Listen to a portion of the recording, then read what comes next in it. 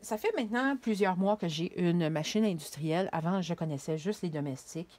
Et honnêtement, une des choses que je trouvais qui manquait beaucoup sur Internet, c'est une personne qui prenne le temps d'expliquer c'est quoi une industrielle. Pour une personne qui connaît bien les domestiques, mais que ça, c'est un peu effrayant. Là. Puis honnêtement, moi-même, au début, j'étais comme, mais c'est quoi ce bébête-là? Là? La première fois que j'ai pu m'asseoir devant la machine d'une personne que je connais et l'essayer. Et je vais avouer que la première fois que j'ai mis le pied sur le pédale, j'étais bien contente d'avoir un contrôle de vitesse. Donc oui, ça a un contrôle de vitesse, mais elles n'ont pas toutes un contrôle de vitesse. On va parler de ça, inquiétez-vous pas. Donc, c'est quoi ce bébête-là? Du point de vue d'une personne qui maintenant utilise une industrielle depuis un certain temps, mais qui connaît bien les domestiques et qui est capable de faire un peu la balance entre les deux. Là. Alors, on va commencer par parler de c'est quoi ce bébête-là? Alors, bon, comme toute machine à coudre, il y a toutes les choses qu'on retrouve habituelles, des aiguilles, il y a des pieds, de la tension, il y a du fil, la pression du pied, le recul, la longueur de poing. Moi, la mienne a été légèrement modifiée. Le recul se retrouve ici aussi. Puis je ne sais pas pourquoi elle fait du bruit quand je pèse dessus. Mais ça fonctionne très, très bien. Je pèse ici, là-dessus, puis ce qui est très pratique parce qu'on est en train de coudre. J'appuie avec un doigt. J'ai pas besoin de lâcher ce que je suis en train de faire pour aller me appuyer là-dessus. Ça, je m'en sers absolument jamais. Ça ramasse la poussière. Je suis sûre qu'il est poussiéreux. Parce que je m'en sers absolument jamais, jamais, jamais. Donc, alors, ça, c'est, comme je dis, les affaires habituelles. Là, bien sûr, je vais décrocher mon téléphone un instant. Là, ça va brasser. On parle, bien sûr, du bras avec les deux fils et les deux cônes. De mon expérience et depuis ce que j'ai pu comprendre, les industriels sont plus tolérantes pour les fils cheap, mais même à ça, je ne suis pas même portée sur le fil trop cheap. Je n'ai pas non plus envie que ce que je fais est en train de casser. Alors, ça, c'est des bobines que j'avais déjà, de Gutermann. C'est du Marasan. Oups, bon, je l'ai échappé à terre. Oups. OK, revenons à qu'est-ce que c'est cette machine-là. Là, on a vu les bobines, donc le fil part en haut, descend en bas, et ça commence ici. Là, on va mettre mon doigt dessus. Là, là. Attends, on va juste lever un peu la caméra. Tada. Puis là, ensuite, ça fait ça, ça, ça. Ça rentre ici. Puis là, jusque dans la machine. Donc, l'enfilage, c'est pas comme une domestique, mais c'est pas super compliqué. Et bon, les autres parties qu'on a, il y a aussi la pression du pied, que j'ai oublié de mentionner ici. Donc, la pression du pied qui se contrôle ici. Ça, c'est le panneau électronique. Donc, il y a certaines domestiques qui ont des caractéristiques électroniques aussi. Donc, ils coupent le fil, des trucs comme ça. Les industriels peuvent faire ces choses-là aussi quand elles ont un panneau comme ça. Si vous voyez une machine qui a 0 panneau comme ça, aucun piton, à ce moment, tout ce qu'elle fait, c'est coudre. That's it. Il y a même des industriels qui ne reculent même pas. Donc, c'est pas le cas de celle-là. Puis c'est pour ça que j'ai choisi celle-là, parce qu'elle a plusieurs options que certaines n'ont pas. Donc, c'est à vous de voir qu'est-ce que vous voulez avoir. Donc, qu'est-ce qu'elle a de plus, celle-là, que juste coudre, that's it? Alors, le contrôle de vitesse, ici, que je trouve extrêmement pratique, surtout quand tu commences, tu la mets au minimum, puis ça fait du bien, là, parce que là, elle est au maximum. Bon, OK, c'est un petit... Ça en est presque ridicule, mais elle me faisait tellement peur au début, j'étais contente d'avoir ça. Ensuite, donc le contrôle de vitesse, que présentement, même moi, je ne le mets pas au maximum complètement, je le mets la coche juste avant. Puis ça me convient très bien. L'avance-recul de l'aiguille, tout simplement. Donc, ça monte l'aiguille, ça baisse l'aiguille. Ça ici, c'est ce qui fait, c'est les paramètres de quand est-ce qu'elle barre. Parce que la machine barre automatiquement au début et à la fin. Donc, tu sais, le avance, recul, avance, là, qu'on fait tous pour barrer notre couture au début et à la fin. La machine le fait pour moi. Et ça vient avec le contrôle électronique. La machine de base n'est pas capable de le faire. Donc, en mettant 3, 3, ça veut dire qu'elle recule de 3 et elle avance de 3 pour barrer. Et ça ici, c'est à la fin. Elle avance elle continue d'avancer 3 points et elle recule. Puis après ça, elle en refait 3 encore. Donc, 1, 2, 3, 1, 2, 3. Donc, je pourrais appuyer sur ce bouton-là, parce que là, c'est ça qu'on voit ici. Schlang, schlang, schlang. C'est barré. Si j'appuie ici, c'est qu'elle va avancer, reculer, avancer, reculer, avancer, reculer. Donc, ça fait un barrage plus solide. J'en ai pas besoin. Bon. Ça ici, c'est le type de barrage qu'elle va faire exactement. Moi, j'ai pris le base. Les autres, honnêtement, j'ai lu le manuel. Puis j'étais comme, c'est quoi ça? C'est là ici qu'on voit que je ne suis pas super expérimentée. Là. Je vous parle en tant qu'une personne qui a ça depuis seulement quelques mois. Là. Donc, moi, je l'ai toujours laissé comme ça, avec ce mode-là, puis ce mode-là, bien sûr, parce que les deux sont indépendants. Je pourrais barrer solide d'un côté, mais pas de l'autre, puis je pourrais même l'enlever. C'est ça. Mais je l'ai toujours laissé comme ça, puis ça m'a très bien satisfait. Ça, on peut désactiver le couteau, si vous voulez. Pourquoi? Je ne sais pas pourquoi on ferait ça, mais on peut. Et ça ici, c'est le compteur de combien de fils qui reste dans la canette, mais ça n'a absolument rien à voir avec la quantité de fils qui reste dans la canette. Donc, j'ai jamais compris l'utilité. C'est juste que quand je couds, le chiffre descend, puis quand il arrive à 0, il bip. Mais ça fait déjà 3 canettes que j'ai changées au moment où il arrive à 0. J'ai pas encore compris la logique, puis j'essaye pas, parce qu'honnêtement, ça me sert pas à grand-chose. J'utilise la bonne vieille méthode du « Ah, zut, ça fait 5 minutes que je conduis avec une canette vide. » C'est ça. Parce que oui, il y a des canettes là-dedans. Pareil comme nos machines. La seule différence, c'est qu'elles sont plus faciles à accéder et sont plus faciles à changer, je trouve, qu'une domestique. Donc, alors c'est ça. Alors, monte, descend, venez. Bon, contrôle du bouton. Contrôle aussi, je pourrais faire en montant ou en baissant ces chiffres-là, je barre plus ou je barre moins longtemps. Je pourrais même faire 0, mais je ne vois pas l'utilité. Honnêtement, désactivez-le dans ce temps-là si vous n'en voulez pas. Bon. Une des choses que je trouvais dommage avec les domestiques, toutes celles que j'avais vues jusqu'à date, c'est que pour quand tu veux changer de point, il faut que tu sortes ton tournevis, des vis, revis. Hey, c'est long et plate, là. Mais il y a ce bidule-là qui se vend. Donc ça, c'est comme un spring. Ça coince le pied dedans et c'est absolument génial. Si vous trouvez une machine usagée qui a tout ce que vous voulez sauf ça, ça s'achète à part, ça s'installe ici et c'est génial. J'adore ça, honnêtement. Je m'en passe plus. Quand je veux passer d'un pied à zipper à pied plat à un quart de pouce, fait que je le recommande fortement. Il y a ça aussi que ma machine a qui vient avec cette switch-là. Donc, cette switch-là permet de désactiver l'utilisation de ce petit barre-là. Ce petit barre-là, c'est que quand elle est en train de barrer la couture à la fin, une fois qu'elle a fini son cycle de barrage, elle coupe le fil, puis ensuite, la petite barre ici, elle descend et elle remonte. Quand elle remonte, elle pogne le fil, puis elle le sort d'en dessous du pied. L'utilité, c'est que, comme vous pouvez voir, ici, quand je m'en suis servi, il n'y a aucun fil qui dépasse sur le dessus. Tous les fils qui dépassent sont en dessous. C'est à ça que ça sert. Donc, ce n'est pas obligatoire. Même au début, je l'avais désactivé, ne sachant pas à quoi ça servait. Donc, c'est juste pratique, mais ce n'est pas essentiel. Donc, là, on a pas mal fait le tour. Maintenant, on va parler un peu du reste. Donc, une machine industrielle, ça vient avec une table et c'est une table qui prend beaucoup de place. Donc, un des défauts que je trouve de ces machines-là, c'est que la table est trop grosse. J'ai de la misère à les faire rentrer dans mon atelier. Il a fallu que je joue à Tetris là, pour réussir à les faire rentrer. Puis j'ai flushé des meubles, puis j'ai mis des meubles dans d'autres pièces, puis tout ça, pour réussir à rentrer. Et une surjeteuse et une machine à coudre. Donc ça, c'est un défaut, je trouve, qu'elles ont. La table est trop grosse. Ensuite, la machine vient avec un bouton on-off. Donc, le présentement est allumé. On le voit ici avec la lumière qui est allumée. Elle est présentement allumée.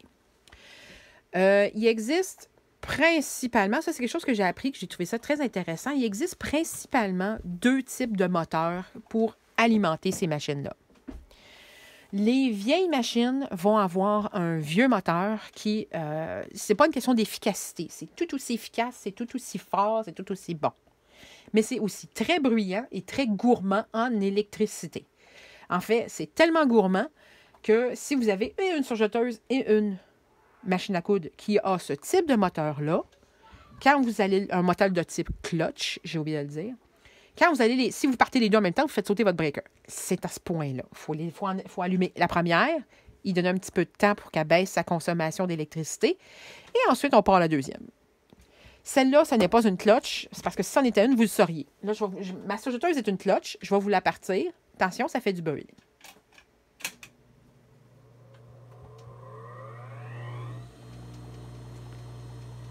Ça, c'est le moteur de la clutch. Du moteur clutch. Et là, Je viens de l'éteindre. Malgré ça, ça va prendre environ 1 à 2 minutes avant qu'elle arrête de faire du bruit.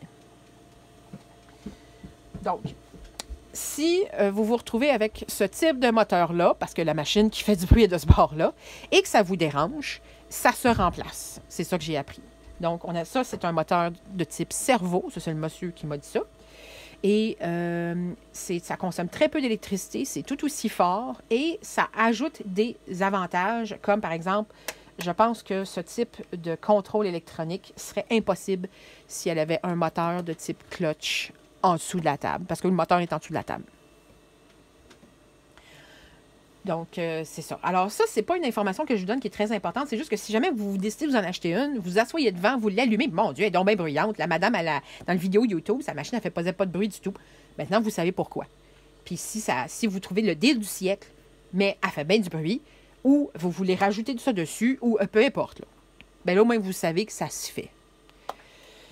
Donc, là, on va parler de la pédale, qui est une partie extrêmement importante, là. Alors, je vais déplacer un peu. Donc, voici la pédale qui est très grosse. Moi, je trouve ça très pratique quand c'est en passant que la pédale soit aussi grosse. Une des particularités avec les machines industrielles, je vais juste déplacer la lumière pour qu'on voit mieux, c'est que on met son pied comme ça, pas comme ça, contrairement à une domestique. Pourquoi? Parce que quand j'appuie juste sur l'extrémité ici, je ne coupe pas. Je lève mon pied. Et c'est tout. Je ne fais rien d'autre. Si je veux coudre, il faut que j'appuie au fond ici avec mes orteils. Voilà. Et le talon sert aussi à une autre chose. Là, j'ai appuyé légèrement, j'ai levé mon pied. Là, je vais appeler plus fort. Je viens de barrer. Donc, quand je décide de barrer, parce que j'ai terminé ma couture, mes mains n'ont rien à voir avec ça. Ce n'est pas un bouton qu'on trouve en avant qu'il faut absolument appuyer. C'est le pied qui dit à la machine, « OK, c'est beau, j'ai fini. Coupe et barre. » Ben, barre et coupe plutôt. Hein, coupe après. Donc, ça, c'est une chose que ma domestique que j'avais, ma Janome, elle coupait. Je trouvais ça super. Mais il fallait que j'appuie sur le bouton. Là, c'est mon pied qui s'en occupe. Mes deux mains peuvent être sur le projet, sur le tissu, sans que j'aie besoin de faire quoi que ce soit. C'est extrêmement pratique. Oui, c'est plus bruyant et c'est un peu effrayant. Il n'y a pas moyen de ralentir le système. Je vais avouer que les premières fois où elle a fait clang, clang, clang, j'étais comme wow, wow, wow, qu'est-ce que c'est ça, cette affaire-là? Là? Je trouvais ça un peu effrayant. Bon, là, je suis rendue tellement habituée, je m'en rends même plus compte, mais au début, ouais, on n'est pas sûr, hein? Mais voilà, je me suis habituée. Donc, c'est ça. Alors, la pédale sert à 3 choses, comme je disais. Coudre, lever le pied et finir la couture à la fin. Pour commencer la couture, donc le recul avance qui barre la couture au début, se fait automatiquement dès que j'ai dit c'est beau, commence à coudre. Donc, j'appuie avec mes orteils sur le haut de la pédale, puis elle fait la barrure, puis après ça, elle commence à avancer comme toutes les machines. Donc, c'est ça pour la pédale. Ça ne fait rien de plus que ça, la pédale. Et, ah oui, si vous remarquerez bien que la pédale ainsi que les pieds de la machine industrielle, les pieds de la table, je veux dire, sont pleins de trous. C'est parce qu'on peut les déplacer par là, au fond, en avant, pour que la personne soit vraiment super confortable, dépendamment de la grandeur de la personne. Donc, c'est assez ajustable. Alors oui, le pied est attaché après la table, mais vous pouvez le reculer s'il est trop avancé pour vous parce que vous êtes plus grande que la personne qui a possédé la machine. Ou au moment où ils vous l'ont livré, elle n'était juste pas à bonne place. Donc, c'est ça. Maintenant, une des choses que vous risquez d'entendre souvent à propos d'une industrielle, c'est qu'une industrielle, ça a de l'huile quelque part. Où ça? Je ne savais même pas. Parce qu'encore une fois, c'est une information, on dirait que le monde, je sais pas, il n'en parle pas. Si. Bon, là, je me rends compte qu'elle est un peu poussiéreuse, là. L'huile est là. Là, je vais me tasser mes doigts, je ne veux pas qu'il se... Mais il y a vraiment ici, là-dedans, un contenant en métal que je peux taper avec mes doigts, là, qui contient de l'huile. Il y a une ligne dans le métal de la panne, on appelle ça la panne, là. Donc, dans la panne, il y a une ligne minimum, maximum. Alors, c'est important de rester toujours entre les deux. Et c'est là-dedans, c'est directement là. Donc, oui, si tu prends, je prends la table, puis je la bascule, ça va tout couler par terre. Là. Il n'y a rien qui bloque l'accès à l'huile. En ce moment, je pourrais pitcher des fils, puis des cochonneries dedans, puis en fait, même que il y a peut-être 2-3 petits bouts de fil qui traînent dans mon huile en ce moment, qu'il faudrait peut-être que je nettoie. Parce que quand on coud, ça peut entrer ici, puis tomber dans l'huile directement. Heureusement, la panne à huile arrête à peu près ici. Donc, quand on change la canette, c'est pas un problème. On ne risque pas de mettre nos doigts dans l'huile. Parlant de ça, donc ça, si jamais vous devez déménager une industrielle, au minimum, videz l'huile. Comment? C'est super facile, là. Ce modèle-là a une vis en dessous que je dévisse par en haut. Et ça peut je me suis pris une bouteille de Coke, là, ben ordinaire, là, puis je l'ai mis dans le dessous du trou, puis ça remplit la bouteille, puis that's it, là. Pas plus compliqué que ça. Donc, videz-la. Et ensuite, vous l'essuyez avec du Scott Towel. Comme ça, il n'y a plus d'huile. Puis repartez-la pas avant de remettre l'huile dedans. Puis assurez-vous qu'il y en a assez. Bon. Maintenant, tantôt, on parlait de canettes. Donc, les canettes industrielles sont en métal. En voilà. En voilà une. Il y en a aussi avec des trous. Donc, bien sûr, en voilà une. Assurez-vous d'avoir les bonnes pour votre machine. Je ne sais pas pourquoi ils m'ont donné ceux-là, parce que c'est ceux-là qui sont les bonnes pour ma machine. Mais moi, comme je dis, je l'ai acheté usagé. Donc, des fois, il y a des affaires un petit peu bizarres qui venaient avec. Donc, ça, c'est les canettes qui viennent avec. Alors, comment qu'on remplit la canette? Ben, c'est drôle, hein? Tantôt, quand je pointais les différentes parties, je n'ai pas dit ça sert à remplir la canette. C'est parce qu'il n'y a pas de poteau qui est un peu en arrière, puis qu'on met le fil dessus, puis après ça, on met la canette, puis on pèse sur le piton, puis on attend. C'est mieux fait que ça, je trouve. C'est vraiment fait pour que on ne s'arrête pas de travailler parce qu'on est en train de faire une canette. Il est où? Là, on le voit un peu ici. Là. Vous voyez la tache blanche qui est là? C'est une canette qui est en train de se faire... qui a fini de se faire remplir. Là. Mais c'est là que je l'ai mis. C'est pas là que je l'ai mis, c'est là qu'elle se fait remplir. Donc. Alors, voilà ma canette. Là, j'ai coupé le fil.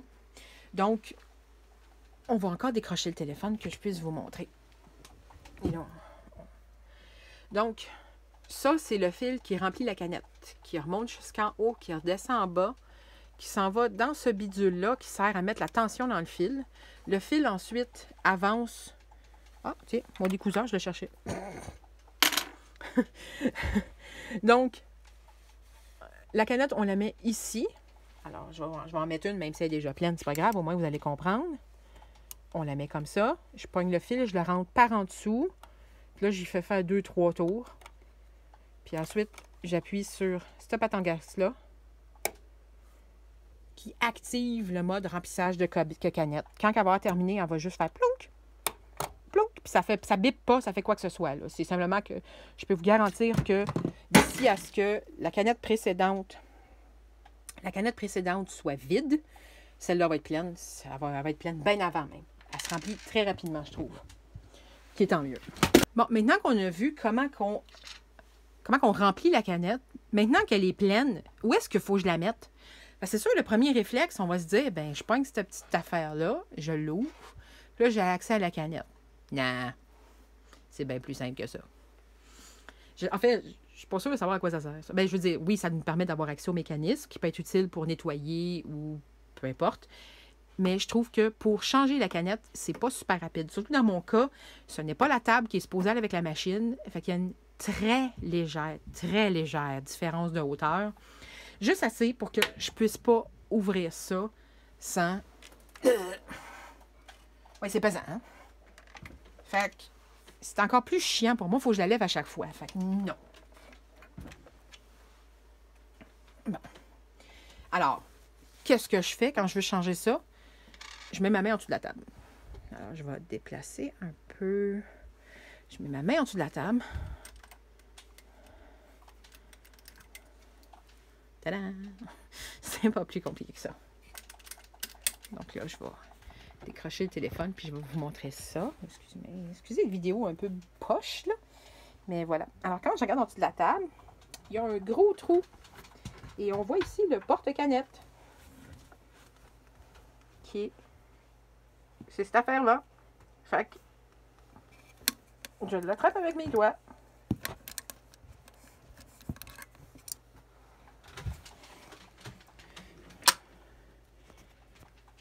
Je le vide. Là, bien sûr, d'habitude, il tombe automatiquement parce qu'il n'y a plus de fil. Je mets le nouveau, puis voilà. Après ça, quand il est... voyons, quand ensuite il est plein, ben, que j'ai mis la nouvelle, je veux dire, là, ben, j'en remets ma main en dessous avec le nouveau porte-canette. Pas le nouveau porte-canette, mais la nouvelle canette pleine. Et je le... Là, une des informations que j'ai eu bien de la misère, c'est comment qu'on met ça là-dedans. Parce qu'il faut le mettre dans le bon sens. Fait que je vais vous le dire tout de suite. Comme ça, si vous avez écouté 18 minutes de ce vidéo-là, juste pour savoir cette information-là, bien, vous allez le savoir. Bon. Alors, on tient le fil, on tient la canette de façon à ce que le fil s'en va. Donc, c'est ma main droite en ce moment qui tire sur le fil. C'est ma main gauche qui tient la canette. Et il est en haut. Alors, on le tient comme ça.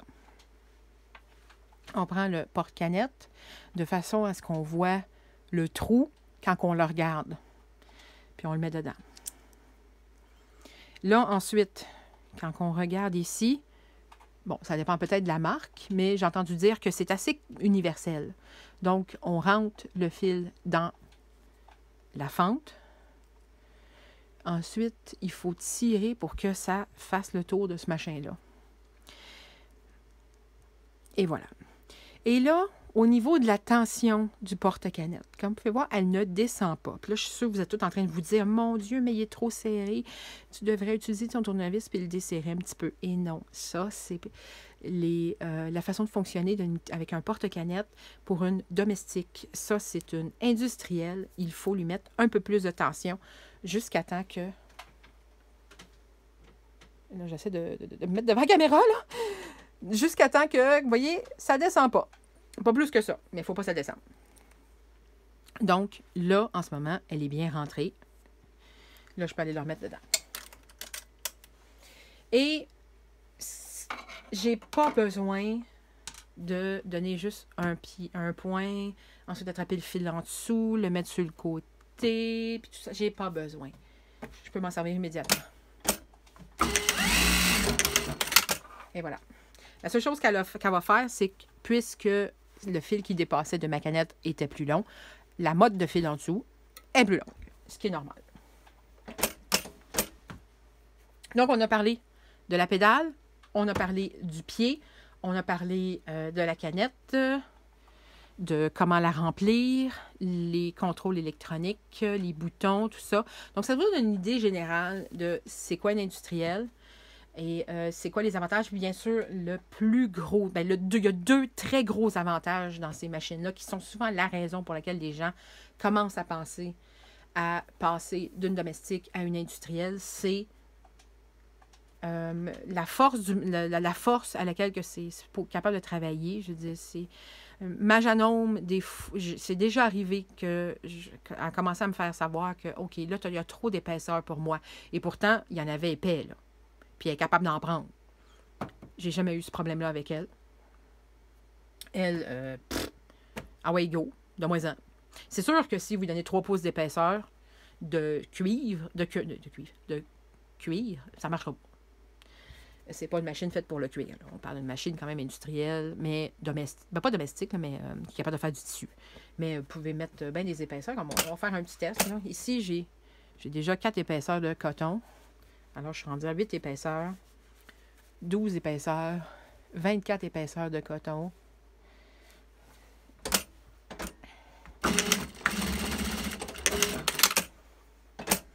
C'est même pas un problème. C'est fait. Je ne ferai pas ça avec une Singer de 100$ de chez Walmart. Donc, alors ça, c'est un des plus gros avantages de ces machines-là. La force à laquelle elles sont capables de travailler, comme si les deux doigts dans le nez. C'est comme s'il n'y avait absolument rien de spécial. Et deuxièmement, elles peuvent fonctionner non-stop, 8 heures par jour, tous les jours, 12 heures par jour, tous les jours. Tant qu'il y a de l'huile dedans, ça ne fait aucune différence. Et bien sûr qu'on fait un entretien minimum, surtout quand vous avez une machine qui coupe le fil comme la mienne, de lever la plaque ici très souvent, donc une fois par jour, une fois ou 2 jours, gros max, là, mais très régulièrement. On dévisse les 2 vis, on utilise cette patente à gosse-là, donc de l'air en spray, là. Là, vous allez me dire, mais oui, mais c'est parce que dans une domestique, il ne faut jamais faire ça. Effectivement, dans une domestique, il ne faut jamais faire ça. L'avantage d'une industrielle, c'est parce que quand vous repoussez les petites cochonneries, ça tombe dans l'huile. Donc, l'huile devient sale à la longue. C'est pour ça qu'il faut la changer. Comme la mienne commence à être jaune. Elle commence à être due. Donc, il faudrait justement que je m'en achète d'autres. Mais de l'huile de machine à coudre, c'est supposé être transparent. Donc, c'est ça. Alors, si vous en faites un entretien régulier, vous pouvez la faire fonctionner 7 heures par jour, sans aucune difficulté. Elle ne va jamais se poser de questions. Faites ça avec une domestique, vous allez la faire sauter. Et pendant le confinement, il y a eu beaucoup de couturières qui ont découvert ça. Ils avaient des bonnes machines solides, mais les faire fonctionner 8 heures par jour pendant 3 semaines, 1 mois, un moment donné, ils sautaient.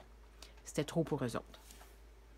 Donc, c'est les 2 gros avantages. Bien sûr, tous les autres avantages que j'ai mentionnés tantôt, mais pourquoi est-ce que quelqu'un voudrait acheter ça plutôt que d'aller chercher une domestique de très haute qualité? Bien, c'est ça. C'est que ça, c'est pas tuable, peu importe la quantité d'heures que vous lui demandez par jour. Alors, voilà. Alors, j'espère que j'ai réussi à faire le tour de votre... de c'est quoi une industrielle? Et de répondre aux questions qu'on se demande souvent, tu sais, pourquoi est-ce que moi je voudrais acheter ça? Tu sais, je connais pas ça, j'ai personne autour de moi qui en a une.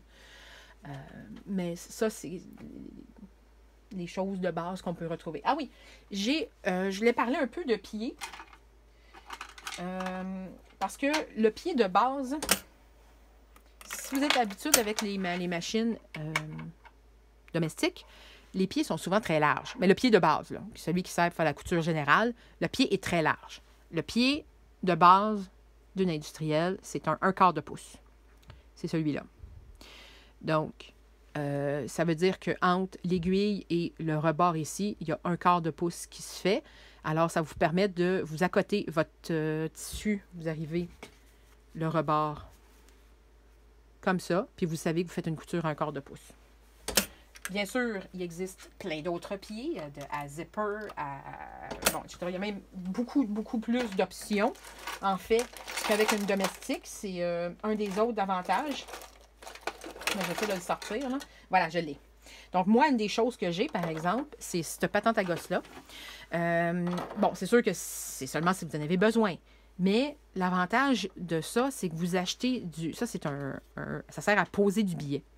Donc, vous achetez du billet déjà coupé, mais vous voyez, il n'est pas plié d'aucune façon. Il est complètement plat.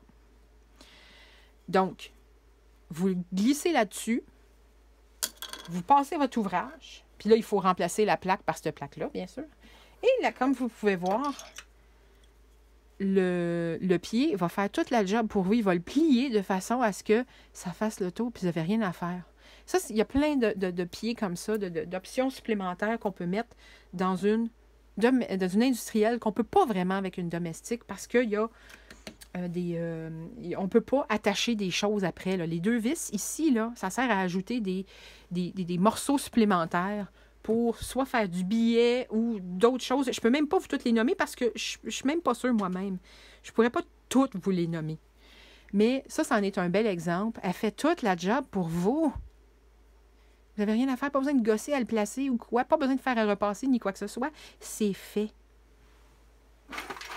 Donc, il y a beaucoup plus de pieds de disponibles. Par contre, ils sont un peu plus chers. Bon, ça dépend toujours, bien sûr, de la marque de domestique que vous avez. Mais allez dans un magasin spécialisé. Moi, je vous dirais, si vous êtes proche de Montréal ou si vous avez des amis à proche de Montréal, allez chez Kava, K-A-V-A.